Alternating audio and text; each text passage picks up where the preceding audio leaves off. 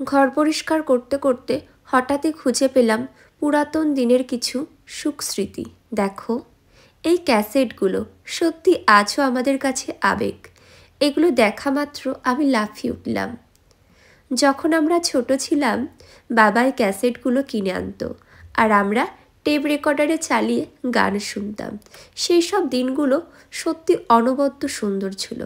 জানি তেমন সুন্দর আর দিন আসবে না, কিন্তু এই স্মৃতিগুলো, এগুলো দেখে আবার যেন আমার মনে হলো আমি এক মুহূর্তে সেই শৈশবে ফিরে গেলাম।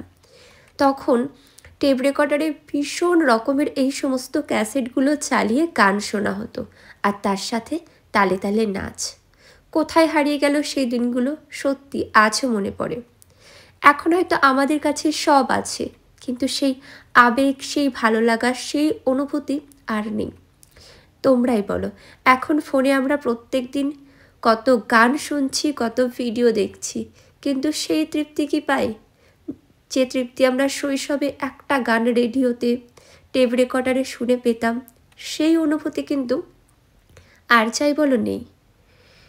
এই ক্যাসেটগুলো দেখবার পর আমি যেন এক মুহূর্তে হারিয়ে গেলাম। সত্যি আমার এগুলো দেখে খুব ভালো লাগলো। আমি ক্যাসেটগুলোকে খুব যত্ন করে রাখবো, গুছিয়ে রাখবো।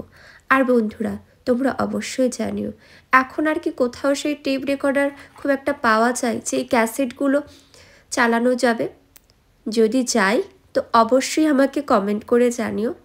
আমি আবার চেষ্টা করব এই ক্যাসেটগুলো একটু চালানোর। জানি না আর চলবে কি না, তোমরা দেখো।